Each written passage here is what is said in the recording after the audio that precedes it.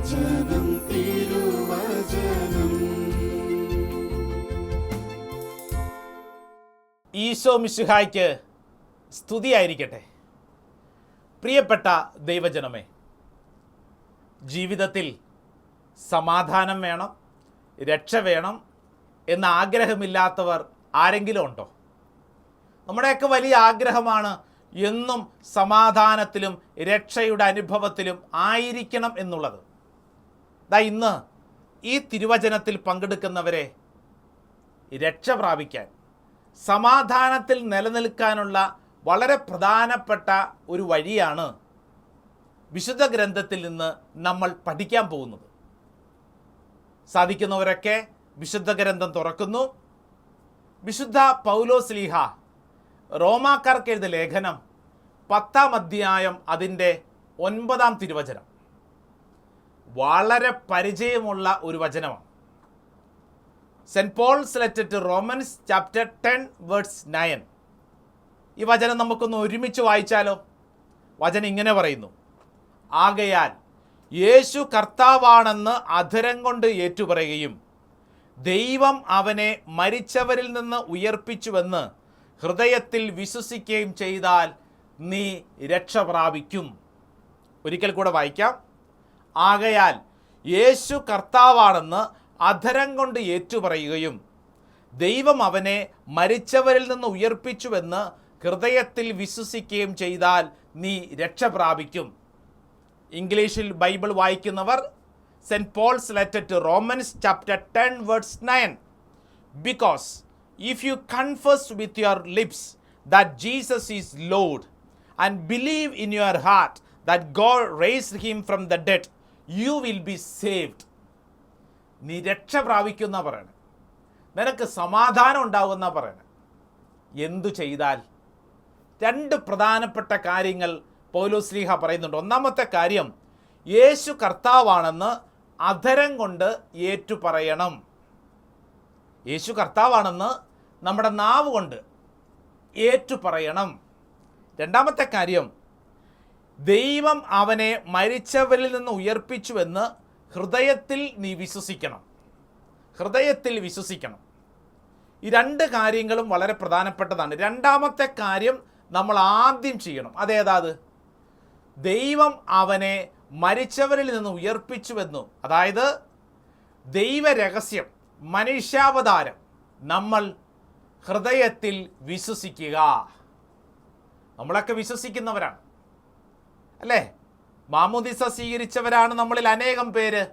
പ്രിയപ്പെട്ടവരെ, നമ്മൾ വിശ്വസിക്കുന്നവരാണ്. എന്താണ് വിശ്വസിക്കുന്നത്?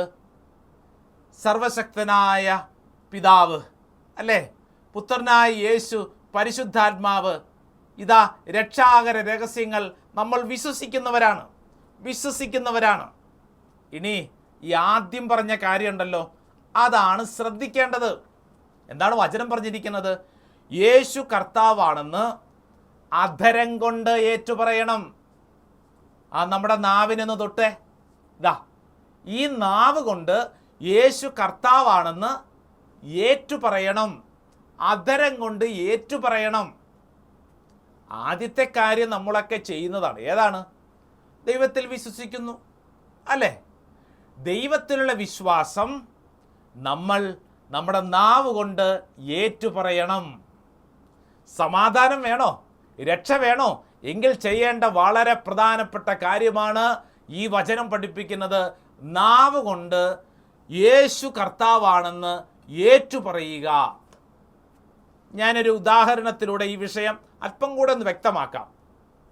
വളരെ പാരമ്പര്യ തറവാടിത്തമുള്ള ഒരു കത്തോലിക്ക കുടുംബം. അപ്പോൾ ആ കുടുംബത്തിൽ കുറേ പ്രശ്നങ്ങളുണ്ട്, വലിയ പ്രതിസന്ധികളാണ്. അപ്പോൾ ഞാൻ അവരുടെ വിഷയങ്ങളൊക്കെ കേട്ട് കഴിഞ്ഞപ്പോൾ അവരോട് പറഞ്ഞു, നിങ്ങൾക്ക് പള്ളിയോടും പ്രാർത്ഥന ജീവിതത്തോടൊക്കെ എങ്ങനെയുണ്ട് ബന്ധം? അപ്പോൾ അവർ പറയാൻ തുടങ്ങി, അച്ഛനറിയോ, ഇപ്പോൾ ആയിരിക്കുന്ന ആ ഇടവക ദേവാലയം, ആ പള്ളി ഇരിക്കുന്ന സ്ഥലം ഞങ്ങളുടെ കുടുംബത്തിലെ കാർന്നോമാർ കൊടുത്ത സ്ഥലമാണ്. അത്രയുണ്ട് ഞങ്ങളുടെ ബന്ധം. പിന്നെ ഈ പള്ളിപ്പെരുന്നാളുണ്ടല്ലോ, പലതവണ ഞങ്ങളുടെ കുടുംബങ്ങൾ നടത്തിയിട്ടുള്ളതാണ്. അത്രയും അടുത്ത ബന്ധങ്ങളാണുള്ളത്. ഈ പള്ളിയിൽ ഏത് വികാരിയച്ചൻ വന്നാലും ഞങ്ങളുടെ വീട്ടിലോട്ട് വരും, എന്നിട്ട് ഞങ്ങളുടെ വീട്ടിൽ ഭക്ഷണമൊക്കെ കൊടുക്കും. അങ്ങനെ തുടങ്ങി പള്ളിയോടൊക്കെ വലിയ ബന്ധമാണുള്ളത്. അപ്പോൾ ഞാൻ പറഞ്ഞു, പള്ളിയോടുള്ള ബന്ധം നല്ലത്, എന്നാൽ കുടുംബത്തിൽ ഒരുമിച്ചുള്ള പ്രാർത്ഥന അതെൻ്റെ അച്ഛോ സമയമൊന്നും കിട്ടാറില്ല. ഞങ്ങളൊക്കെ ബിസിനസ്സുകാരാണ്, ഞങ്ങൾ തിരക്കുള്ളവരാണ്. എന്നിട്ട് ഈ കുടുംബനാഥൻ ഭാര്യയെ ചൂണ്ടിക്കാണിച്ചിട്ട് പറയാം, അച്ഛാ അവൾ പ്രാർത്ഥിക്കുന്നതാ കേട്ടോ, അവൾ പ്രാർത്ഥിക്കുന്നത്, ഞാൻ എപ്പോഴൊന്നും ഉണ്ടാകാറില്ല. പ്രിയപ്പെട്ടവരെ, പാരമ്പര്യമുണ്ട്, പള്ളിപ്പെരുന്നാൾ നടത്തിയിട്ടുണ്ട്, പള്ളിക്ക് സ്ഥലം കൊടുത്തിട്ടുണ്ട്, ഒക്കെ ശരിയാ. പക്ഷേ ഒരുമിച്ച് പ്രാർത്ഥിച്ച് ആ അന്തരീക്ഷത്തിൽ ഒരു ദൈവിക സാന്നിധ്യത്തിൻ്റെ ശക്തി തിരിച്ചറിയണ്ടേ? യേശു കർത്താവാണെന്ന് അധരം കൊണ്ട് ഏറ്റുപറയണ്ടേ? ഞാനിത് പറഞ്ഞപ്പോൾ ആ കുടുംബനാഥൻ എന്നോട് പറഞ്ഞു, അച്ഛാ ഈ അച്ഛനീ പറയുന്നത് പോലെ ഈ കരിസ്മാറ്റിക് ധ്യാനോ പ്രാർത്ഥനയോ അതൊന്നും ഞങ്ങൾക്ക് ശൈലിയിലില്ല എന്ന് മാത്രമല്ല, ഞങ്ങളുടെ ഉള്ളിലുണ്ട് അച്ഛാ, ഞങ്ങളുടെ ഉള്ളിലുണ്ട്. ഞങ്ങൾ പാരമ്പര്യ ക്രിസ്ത്യാനികളാണ്. തോമാശ്ലീഹ ഞങ്ങളുടെയൊക്കെ തലയിൽ വെള്ളമൊഴിച്ച് മാമോദീസ നൽകിയവരാണ്. ഞങ്ങളൊക്കെ ഞങ്ങളുടെ ഉള്ളിൽ വിശ്വാസമുള്ളവരാണ്. ഇതാണ് പൗലോശ്ലീഹ പറഞ്ഞത്. നീ ഹൃദയം കൊണ്ട് വിശ്വസിച്ചാൽ മാത്രം പോരാ, മറിച്ച് നാവ് കൊണ്ട് നീ ഏറ്റുപറയണം. രക്ഷ വേണോ, സമാധാനം വേണോ, എങ്കിൽ ഏറ്റുപറയണം. ഞാനൊരു ഉദാഹരണം ബൈബിളിൽ നിന്ന് പറയട്ടെ. ലൂക്കാസ് വിശേഷം 19-ാം അധ്യായം എന്ന് പറയുമ്പോൾ തന്നെ നമുക്കറിയാം ആരാത്? സക്കേവുസ്. മരത്തിൻ്റെ മുകളിൽ യേശുവിനെ കാണാനിരുന്ന സക്കേവുസ്. യേശു മരത്തിലെ ചുവട്ടിൽ കണ്ടു. ഈശോ അവിടെ വെച്ച് അവനോട് പറഞ്ഞു, എടാ നിന്റെ കുടുംബം രക്ഷ പ്രാപിച്ചിരിക്കുന്നു. പറഞ്ഞില്ല. മരത്തേന്ന് വിളിച്ചിറക്കി, അപ്പോഴും പറഞ്ഞില്ല. വീട്ടിൽ ചെന്ന ഉടനെ പറഞ്ഞില്ല. എന്നാൽ ഈശോ ആ കുടുംബത്തോട് പറഞ്ഞൊരു കാര്യം എന്താ? അത് ഇന്ന് ഈ ഭവനം രക്ഷ പ്രാപിച്ചിരിക്കുന്നു. എപ്പോഴാണ് യേശു ഈ കാര്യം പറഞ്ഞത്? എന്ന് ആലോചിച്ച് നോക്കിയേ. എപ്പോഴാണ് ഈശോ ആ കുടുംബത്തോട് ഈ ഭവനം രക്ഷ പ്രാപിച്ചിരിക്കുന്നുവെന്ന് പറഞ്ഞത്? ലൂക്കാസ് വിശേഷം 19-ാം അധ്യായം 8-ാം തിരുവചനം. ഇതാ വചനം വായിക്കാം. സക്കേവുസ് എഴുന്നേറ്റു പറഞ്ഞു. ഇങ്ങ് ശ്രദ്ധിച്ചേ. സക്കേവുസ് എഴുന്നേറ്റു നിന്ന് പറഞ്ഞു എന്ന് പറഞ്ഞാൽ നമുക്കറിയാം, ഈശോയും കൂട്ടി സക്കേവുസിൻ്റെ വീട്ടിലെത്തി. രണ്ടുപേര് മാത്രമല്ല, കുടുംബാംഗങ്ങൾ മുഴുവൻ ഉണ്ടാവും. സക്കേവുസിൻ്റെ കുടുംബം മുഴുവനുണ്ട്. അവിടെ ചെന്ന് അവരിരുന്നു. ഈശോ എന്ന് പറയുന്ന വലിയൊരു അതിഥിയെയും കൊണ്ടുപോയി ആ വീട്ടിൽ ചെന്നിരുന്നു. യേശു ആ വീട്ടിലോട്ട് കടന്നു ചെന്ന് കഴിഞ്ഞപ്പോൾ സക്കേവുസ് എഴുന്നേറ്റ് നിന്നു. വളരെ പ്രധാനപ്പെട്ടൊരു കാര്യമാണ് സക്കേവുസ് പറയാൻ പോകുന്നത്. അതുകൊണ്ട് എന്ത് ചെയ്തു? സക്കേവുസ് എഴുന്നേറ്റ്. എല്ലാവരും ഇരിക്കുന്നു, സക്കേവുസ് എഴുന്നേറ്റ്. അല്ലേ? സ്കൂളിൽ കുട്ടികളെല്ലാവരും ഇരിക്കുന്നു, ടീച്ചർ എഴുന്നേറ്റ് നിൽക്കുന്നു. ബൈബിളിൽ പല സ്ഥലത്തും നമ്മളിത് കാണും. യേശു എഴുന്നേറ്റ് നിന്നു. വളരെ പ്രധാനപ്പെട്ട കാര്യങ്ങൾ പഠിപ്പിച്ചപ്പോഴൊക്കെ യേശു എഴുന്നേറ്റ് നിന്ന് പഠിപ്പിച്ചു. അത്രമേലുണ്ട് അതിൻ്റെ പ്രാധാന്യം. സക്കേവുസിനെ കുറിച്ച് വചനം പറയും. നോക്കിയേ, സക്കേവുസ് എഴുന്നേറ്റു പറഞ്ഞു, കർത്താവേ, ഇതാ എൻ്റെ സ്വത്തിൽ പകുതി ഞാൻ ദരിദ്രർക്ക് കൊടുക്കുന്നു. ആരുടെയെങ്കിലും വക വഞ്ചിച്ചെടുത്തിട്ടുണ്ടെങ്കിൽ 4 ഇരട്ടിയായി തിരിച്ചു കൊടുക്കുന്നു. നെക്സ്റ്റ് ലൈൻ, തൊട്ടടുത്ത വചനം എന്താ? യേശു അവനോട് പറഞ്ഞു, ഇന്ന് ഈ ഭവനത്തിന് രക്ഷ ലഭിച്ചിരിക്കുന്നു. എപ്പോഴാണ് രക്ഷ? സക്കേവുസ് എഴുന്നേറ്റ് നിന്ന് അവൻ്റെ നാവ് കൊണ്ട് അവനൊരു കാര്യം പ്രഖ്യാപിച്ചു. അവൻ ആ കൂട്ടായ്മയിൽ പ്രഖ്യാപിച്ചു. എന്താ പ്രഖ്യാപിച്ചേ? നിങ്ങൾ നോക്കിക്കേ, ഞാനൊരു ചുങ്കക്കാരനാണ്. ഞാൻ ഇത്രയും നാളും പണത്തിൻ്റെ പുറകെ ഓടി. ഞാൻ ഒത്തിരി പേരെ പറ്റിച്ചിട്ടുണ്ട്, അതെല്ലാം ഞാൻ തിരിച്ചു കൊടുക്കുന്നു. അല്ലേ? ഇനി എനിക്ക് പണമല്ല, എൻ്റെ ധനം എന്ന് പറയുന്നത് സർവശക്തനായ യേശുവാണ് എൻ്റെ ധനം. ഇവനാണ് എൻ്റെ ജീവിതം. യേശു മാത്രം മതി, ബാക്കിയൊന്നും എനിക്ക് വേണ്ട. അവൻ എഴുന്നേറ്റു നിന്ന് അവൻ പ്രഖ്യാപിച്ചു. പ്രിയപ്പെട്ടവരെ, ദൈവജനത്തിൻ്റെ മുമ്പിൽ അവൻ സാക്ഷ്യം പറഞ്ഞു. അങ്ങനെ അവൻ എഴുന്നേറ്റ് നിന്ന് ഇങ്ങനെ ഒരു സാക്ഷ്യം പറഞ്ഞ സെക്കൻഡിൽ യേശു പറയാണ്, ഇന്ന് ഈ ഭവനം രക്ഷ പ്രാപിച്ചിരിക്കുന്നു. പ്രിയപ്പെട്ടവരെ, നീ ഉള്ളിൽ വിശ്വസിക്കുന്നു, ഞാൻ ക്രിസ്ത്യാനിയാണ്, പാരമ്പര്യ ക്രിസ്ത്യാനിയാണ് എന്ന് പറഞ്ഞ് അഭിമാനിച്ചിട്ട് കാര്യമില്ലെന്ന്. മറിച്ച് ഈ ഉള്ളിലുള്ള കാര്യം നീ പ്രഘോഷിക്കണം, നീ മറ്റുള്ളവരുടെ മുമ്പിൽ പ്രഖ്യാപിക്കണം. ലൂക്കാസ് സുവിശേഷം 19:8-9 നമ്മളെ അതാ പഠിപ്പിക്കുന്നത്. സക്കേവുസ് ഈ കാര്യം പ്രഖ്യാപിച്ചു കഴിഞ്ഞ ഉടനെ അവൻ്റെ ജീവിതത്തിലേക്ക് ഇത് അതിശക്തമായിട്ടുള്ള വലിയ ഒരു രക്ഷ കടന്നു വരികയാണ്. വലിയ ഒരു രക്ഷ. ഞാൻ ഓർക്കുന്ന മറ്റൊരു സംഭവം, സാമാന്യം പൊതുരംഗത്ത് പ്രവർത്തിക്കുന്ന ഒരു പ്രശസ്തനായ ഒരാൾ, വലിയ പ്രശസ്തനല്ല, ഒരു പ്രദേശത്തൊക്കെ വളരെ പ്രശസ്തനായിട്ടുള്ള ഒരാൾ, ഇടയ്ക്കിടയ്ക്കൊക്കെ പത്രത്തിലും ടെലിവിഷനിലൊക്കെ മുഖം കാണിക്കുന്ന ഒരാൾ. ഇദ്ദേഹത്തിൻ്റെ കുടുംബം വലിയ ചില പ്രതിസന്ധികളിലൂടെയൊക്കെ പോയി പ്രാർത്ഥിച്ചു, അനുഗ്രഹം പ്രാപിച്ചു. അപ്പം ഞാൻ ഇദ്ദേഹത്തോട് പറഞ്ഞു, സഹോദര, ഇനി നമുക്കൊരു കാര്യം ചെയ്യണം. നിങ്ങളുടെ വീടിനടുത്തുള്ള ആ ധ്യാന കേന്ദ്രത്തിൽ പോയി, അവിടെ ശുശ്രൂഷ നടക്കുന്നുണ്ട്, എനിക്കറിയാം. ഞാൻ പറഞ്ഞു, ചേട്ടാ അവിടെ പോയി ചേട്ടനൊരു സാക്ഷ്യം പറയണം. ഇനി അതല്ല എങ്കിൽ എവിടെയെങ്കിലും പോയി ചേട്ടനൊരു സാക്ഷ്യം പറയണം. അപ്പോൾ ഇദ്ദേഹം എന്നോട് പറഞ്ഞു, അച്ഛാ, സാക്ഷ്യം പറയേണ്ട കാര്യമുണ്ടോ? കാരണം അച്ഛാ, അതെൻ്റെ ഇമേജിനെ ബാധിക്കും. അത് അദ്ദേഹം പറഞ്ഞ വാക്കതാ. ഞാൻ ചോദിച്ചാൽ അതെന്താ അങ്ങനെ ചേട്ടാ? അച്ഛാ, ഞാൻ പൊതുരംഗത്ത് പ്രവർത്തിക്കുന്ന, മറ്റു പല മതസ്ഥരുടെ ഇടയിൽ പ്രവർത്തിക്കുന്ന ഒരാളാണല്ലോ. ഇപ്പം എനിക്കൊരു പൊതുജനസമ്മതി ഉണ്ടല്ലോ. ഞാൻ ഇങ്ങനെ ഒരു കൂട്ടായ്മയിൽ, ഒരു കരിസ്മാറ്റിക് കൂട്ടായ്മയിൽ പോയി സാക്ഷ്യം പറഞ്ഞു കഴിഞ്ഞാൽ പിന്നെ അവരെപ്പോഴും എന്നെ കണക്കാക്കുന്നത് ഒരു കരിസ്മാറ്റിക്കാരൻ, ഒരു പ്രാർത്ഥനക്കാരൻ, പ്രൈസ്തലോടുകാരൻ എന്നിങ്ങനെ ഒരു ലേബൽ എനിക്ക് നൽകും. അച്ഛാ, അതെൻ്റെ ഇപ്പോഴത്തെ ഇമേജിനെ ബാധിക്കും. പ്രിയപ്പെട്ട ദൈവജനമേ, ഞാൻ ഒരു ഇമേജ് ഉണ്ടാക്കിയെടുത്തിട്ടുണ്ട്. അതാണ് വളരെ പ്രധാനപ്പെട്ടത്. യേശു കർത്താവാണെന്ന് എനിക്കറിയാം, അതെൻ്റെ ഉള്ളിലുണ്ട്. അത് പോരെ. വിശുദ്ധ ഗ്രന്ഥം പറയുന്നു, നീ നിൻ്റെ ഇമേജ് രക്ഷിക്കാൻ വേണ്ടി നടന്നു കഴിഞ്ഞാൽ രക്ഷയും സമാധാനം അനുഭവിക്കുന്നതിൽ അല്പം വീഴ്ചയുണ്ടാവും. ബൈബിളിൽ നമ്മൾ ശ്രദ്ധിക്കേണ്ട ഒരു കാര്യം, യേശു കർത്താവാണെന്ന് അധരം കൊണ്ട് പ്രഖ്യാപിക്കുന്ന നിമിഷങ്ങളിലാണ് അത്ഭുതങ്ങളും അടയാളങ്ങളും സംഭവിക്കുന്നത്. അതിശക്തമായ ദൈവിക ഇടപെടലുകൾ ഉണ്ടാകുന്നത്. ഇപ്പോൾ നമുക്ക് ഉദാഹരണത്തിന് ശതാധിപൻ, അതായത് മത്തായിയുടെ സുവിശേഷം 8-5-13 വരെ ശതാധിപൻ അല്ലേ? Saint Matthew's gospel chapter 8 words 5-13. അതായത് ശതാധിപൻ വന്ന് പറയുന്നുണ്ട്. എന്താ പറയുന്നത്? കർത്താവേ, നീ എൻ്റെ ഭവനത്തിൽ പ്രവേശിക്കാൻ ഞാൻ യോഗ്യനല്ല. നീ ഒരു വാക്കുച്ചരിച്ചാൽ മതി, എൻ്റെ ഭൃത്യൻ സുഖപ്പെടും. ഒരു ഭൃത്യനു വേണ്ടി ശതാധിപൻ അവൻ നിസ്സാരക്കാരനല്ല. അവൻ്റെ കീഴിൽ അതാ അനേക യുദ്ധഭടന്മാരുണ്ട്. അപ്പോൾ വലിയൊരു നേതാവാ, സമൂഹത്തിൽ അറിയപ്പെടുന്നവനാണ്. എന്നാൽ അവൻ വന്നിട്ട് ഈശോയുടെ മുമ്പിൽ കൈകൂപ്പിക്കൊണ്ട് അവൻ പ്രഖ്യാപിക്കുകയാണ്. നാട്ടുകാർ നോക്കി നിൽക്കുക, ദൈവജനം മുഴുവൻ നോക്കി നിൽക്കുമ്പോഴാണ് ഇവൻ വന്നിട്ട് പറയുന്നത്, കർത്താവേ, നീ ഒരു വാക്കുച്ചരിച്ചാൽ മതി. എന്താ അവൻ്റെ ജീവിതത്തിൻ്റെ ആഴമായ ബോധ്യം? കർത്താവേ, നീ ഒരു വാക്കുച്ചരിച്ചാൽ മതി. കാരണം എനിക്കറിയാം, എൻ്റെ ഉള്ളിൽ അതിശക്തമായൊരു ബോധ്യമുണ്ട്.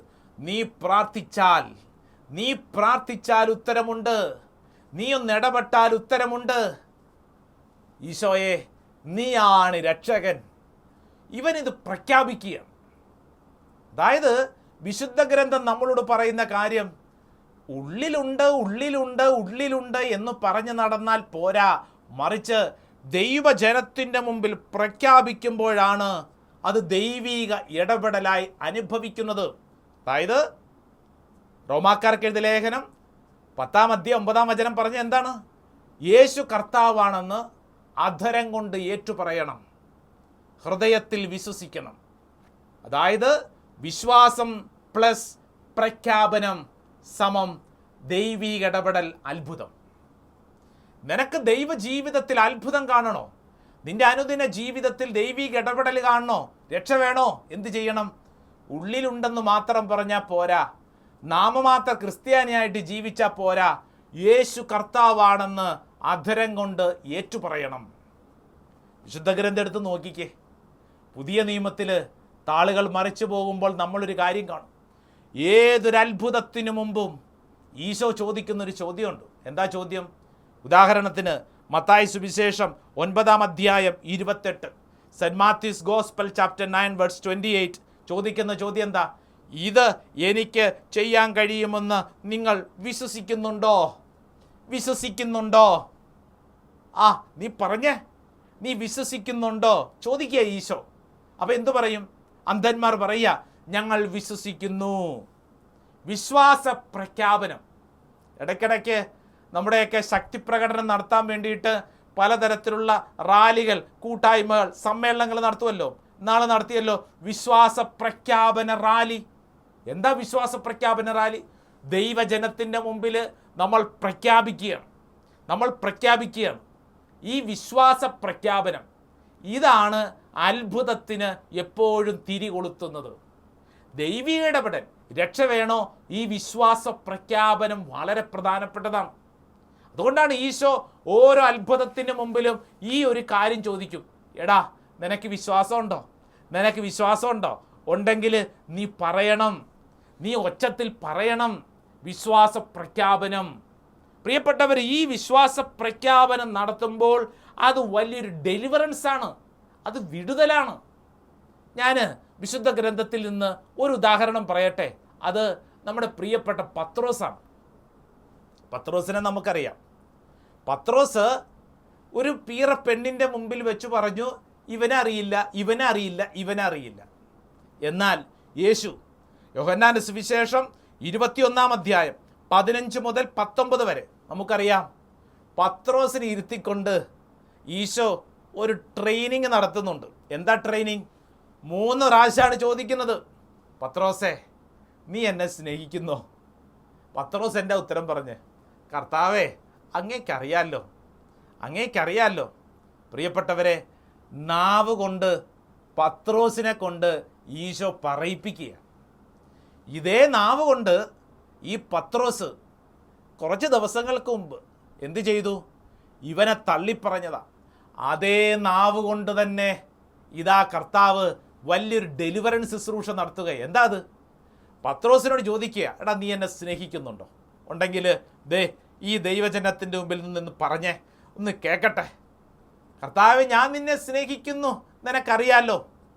എടാ, എനിക്കറിയാം, നീ അതങ്ങനെ അറിഞ്ഞാൽ പോരെന്നേ, നീ അത് പറയണം. പ്രിയപ്പെട്ടവരെ, വിശ്വാസ പ്രഖ്യാപനം. തള്ളിപ്പറഞ്ഞ അതേ നാവ് കൊണ്ട് ഇതാ ഇവനെ കൊണ്ട് പറയിപ്പിക്കുക.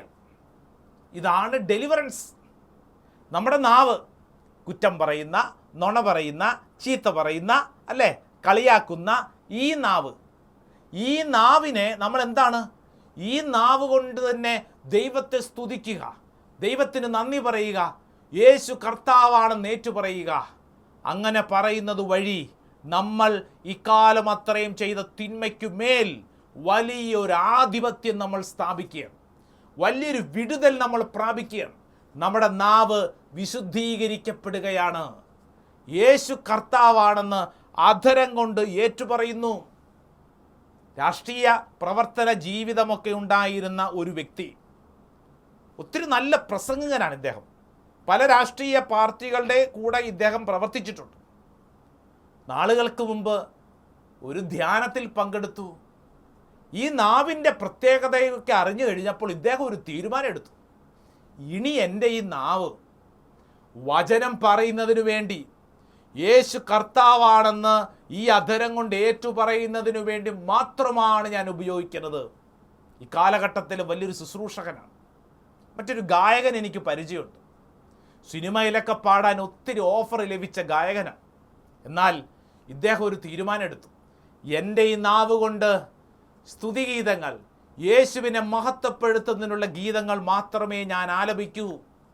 യേശുവിന് മഹത്വം, യേശുവിന് മഹത്വം.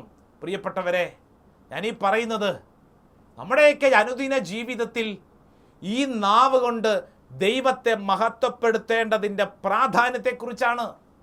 ഉള്ളിലുണ്ടെന്ന് മാത്രം പറഞ്ഞാൽ പോരാ, മറിച്ച് മറ്റുള്ളവരുടെ മുമ്പിൽ നമ്മൾ ഏറ്റുപറയണം. റോമാക്കാർക്ക് എഴുതിയ ലേഖനം 10-ാം അധ്യായം 10-ാം തിരുവചനത്തിൽ പറയുന്നു, എന്തുകൊണ്ടെന്നാൽ മനുഷ്യൻ ഹൃദയം കൊണ്ട് വിശ്വസിക്കുകയും തന്മൂലം നീതീകരിക്കപ്പെടുകയും ചെയ്യുന്നു, അവൻ അധരം കൊണ്ട് ഏറ്റുപറയുകയും തന്മൂലം രക്ഷ പ്രാപിക്കുകയും ചെയ്തു. അതായത് അധരം കൊണ്ട് ഏറ്റുപറയുമ്പോഴാണ് രക്ഷ. കുറച്ചാൾക്ക് മുമ്പ് ഒരു വല്യച്ഛൻ ഇങ്ങനെ പറഞ്ഞു, അതായത് ദൈവം നമ്മുടെ ഹൃദയങ്ങൾ അറിയുന്നു, നമ്മുടെ ഉള്ളിലുള്ളതെല്ലാം അറിയുന്നു. എന്നാൽ പിശാചിനെ തോൽപ്പിക്കണമെങ്കിൽ എന്ത് ചെയ്യണമെന്നറിയോ? ആ വല്യച്ഛൻ പറയാണ്, നാവ് കൊണ്ട് നമ്മൾ പറയണം, നാവ് കൊണ്ട് പറയണം, പിശാച് ദൂരെ പോ, അങ്ങനെ പറയണം. കാരണം നമ്മുടെ ഉള്ളിലുള്ളത് പിശാചിന് അറിഞ്ഞുകൂടാ. ഉള്ളിൻ്റെ ഉള്ളിൽ പിശാച് ദൂരപ്പോ എന്ന് പറഞ്ഞിട്ട് കാര്യമില്ല. നാവ് കൊണ്ട് നമ്മൾ പ്രഖ്യാപിക്കണം, യേശു കർത്താവാണെന്ന് പ്രഖ്യാപിക്കണം, തിന്മയോ ദൂരെ പോകാൻ പറയണം. കാരണം എത്ര ദൂരത്തിലുള്ള തിന്മയുടെ ബന്ധനമാണെങ്കിലും, എത്ര വർഷം പഴക്കമുള്ള കെട്ടുകളാണെങ്കിലും, അങ്ങനെ പറയുമ്പോൾ വലിയ വലിയ ഡെലിവറൻസുകൾ സംഭവിക്കും. അതുകൊണ്ടല്ലേ വലിയൊരു ഡെലിവറൻസ് പ്രാർത്ഥനയല്ലേ വിശ്വാസ പ്രമാണം എന്ന പ്രാർത്ഥന നമ്മളൊക്കെ ചൊല്ലുന്നതല്ലേ? പലപ്പോഴും ജീവിതത്തിലെ വലിയ ഞെരുക്കവും പീഡയൊക്കെ ഉണ്ടാകുമ്പോൾ പലരും പറഞ്ഞിട്ടുണ്ടാവും അല്ലേ, എന്തു ചെയ്യണം? 9 പ്രാവശ്യം വീട്ടിൽ ഇതാ തിരിയൊക്കെ കത്തിച്ചു വെച്ച് കുടുംബാംഗങ്ങൾ ഒരുമിച്ച് വിശ്വാസ പ്രമാണം ചൊല്ലാൻ. ചിലപ്പോൾ പറഞ്ഞിട്ടുണ്ടാവും, ചെയ്ത് നോക്കാത്തവരൊക്കെ ചെയ്തു നോക്കിക്കേ. എന്താ അതിൻ്റെ പ്രത്യേകത? നമ്മളിങ്ങനെ പ്രഖ്യാപിക്കുകയാണ്. കുടുംബാംഗങ്ങൾ മനസ്സിൽ വിശ്വാസ പ്രമാണം, അങ്ങനെയല്ല, മറിച്ച് ഉച്ചത്തിൽ ദൈവജനം മുഴുവൻ കുടുംബാംഗങ്ങൾ വീട്ടിൽ ഇരുന്നു കൊണ്ട് പ്രഖ്യാപിക്കുകയാണ്, വിശ്വാസ പ്രമാണം, സർവശക്തനായ പിതാവും ആകാശത്തിൻ്റെയും ഭൂമിയുടെയും സൃഷ്ടാവുമായ ദൈവത്തിൽ ഞാൻ വിശ്വസിക്കുന്നു. ഇങ്ങനെ ഒരു 9 തവണ കുടുംബത്തിൽ ആവർത്തിച്ച് നിർത്തി ഒന്ന് പ്രഖ്യാപിച്ചാലുണ്ടല്ലോ, അന്തരീക്ഷത്തിൽ വലിയ മാറ്റങ്ങളുണ്ടാവും. നിങ്ങളൊന്ന് ശ്രമിച്ചു നോക്കിക്കേ, ചെയ്യാത്തവർ. നമ്മൾ പ്രാർത്ഥിക്കുന്ന അന്തരീക്ഷത്തിൽ മാറ്റം ഉണ്ടാവും. കാരണം നമ്മൾ പ്രഖ്യാപിക്കുകയാണ്. അതാണ് വിശ്വാസ പ്രമാണം എന്ന പ്രാർത്ഥനയുടെയൊക്കെ വലിയൊരു പവർ. നമ്മളത് പ്രഖ്യാപിക്കുകയാണ്. അതുകൊണ്ടല്ലേ ഈ കുടുംബ പ്രാർത്ഥന മുടക്കരുതെന്ന് പറയുന്നത്. കുടുംബാംഗങ്ങൾ ഒരുമിച്ച് വന്നിരുന്ന് ദൈവസ്തുതി, കൊന്ത ചെല്ലുന്നു, വചനം വായിക്കുന്നു, ദൈവത്തെ ആരാധിക്കുന്നു, യേശു ക്രിസ്തു ഞങ്ങളുടെ രക്ഷകന് നാഥനുമാണെന്ന് പ്രഖ്യാപിക്കുന്നു. ഒരു പ്രഖ്യാപനമാണ്. കുടുംബ പ്രാർത്ഥന ഒരു വിശ്വാസ പ്രഖ്യാപനമാണ്. അത് നടന്നില്ലെങ്കിൽ എന്ത് സംഭവിക്കും? അത് നടന്നില്ലെങ്കിൽ തിന്മ സാവധാനം നമ്മളെ പിടികൂടും. അതുകൊണ്ടാണ് തിന്മയെ ഓടിക്കാൻ വിടുതൽ വേണമോ, കുടുംബത്തിൻ്റെ രക്ഷ വേണമോ, എന്ത് ചെയ്യണം? നമ്മളിത് പ്രഖ്യാപിക്കണം, ഉച്ചത്തിൽ പറയണം. കുടുംബത്തിലൊക്കെ കുടുംബ പ്രാർത്ഥന സമയത്ത് ഓരോ മൂലയിലും മാറിപ്പോയിരുന്ന് മിണ്ടാതെ പയ്യെ പറഞ്ഞിട്ട് കാര്യമില്ല. ഒച്ചത്തിൽ പറയണം. നന്മ നിറഞ്ഞ മറിയമേ സ്വസ്തി, കർത്താവ് അങ്ങയോടുകൂടെ. ഒച്ചത്തിൽ പറയണം. അന്തരീക്ഷത്തിൽ നമ്മുടെ സ്വരം ഇങ്ങനെ തങ്ങി നിൽക്കണം. പ്രിയപ്പെട്ടവരെ, ചെയ്യുന്ന കാര്യം 100% വിശ്വസ്തയോടുകൂടെ ഒന്ന് ചെയ്തു നോക്കിക്കേ. കടത്ത് കഴിക്കാൻ പോണ പോലെ അല്ലേ, പലരുടെ എന്താണ് ചെയ്യാൻ വേണ്ടി ചെയ്യുന്ന, അങ്ങനെ ചെയ്തിട്ട് കാര്യമില്ലെന്ന്. മറിച്ച് ചെയ്യുന്ന കാര്യം നല്ല വൃത്തിയോടുകൂടെ, അന്തസ്സോടുകൂടെ ആ അന്തരീക്ഷത്തിൽ നിന്നുകൊണ്ട് നന്നായിട്ടൊന്ന് പ്രാർത്ഥിച്ചാൽ, അധരം തുറന്നൊന്ന് സ്തുതിച്ചാൽ വലിയ ഡെലിവറൻസ് നമ്മൾ അനുഭവിക്കുക. വിശുദ്ധ ഗ്രന്ഥം നമ്മളോട് പഠിപ്പിക്കുന്നു, മത്തായി സുവിശേഷം 10-ാം അധ്യായം 32-ാം തിരുവചനം, മനുഷ്യരുടെ മുമ്പിൽ എന്നെ ഏറ്റുപറയുന്നവനെ എൻ്റെ സ്വർഗസ്ഥനായ പിതാവിൻ്റെ മുമ്പിൽ ഞാനും ഏറ്റുപറയും. വചനം എന്താ പറയുക? ഇത് ഏറ്റുപറയണം. ഏറ്റുപറഞ്ഞാൽ ദൈവം നമ്മളെ ഏറ്റുപറയും.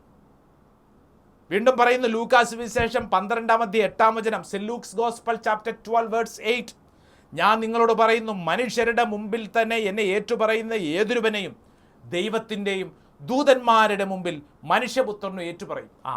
ദൈവദൂതന്മാരുടെ മുമ്പിൽ, മറ്റുള്ളവരുടെ മുമ്പിൽ നിന്നെ ഇതാ യേശു ഏറ്റുപറയുമെന്ന്.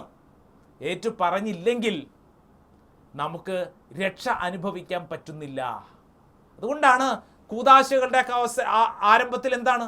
മാമോദീസ സ്വീകരിക്കുമ്പോൾ ഏറ്റുപറയുകയാണ്. നീ വിശ്വസിക്കുന്നുവോ തള്ളിപ്പറയുന്നുവോ പിശാചിനെ, അല്ലേ?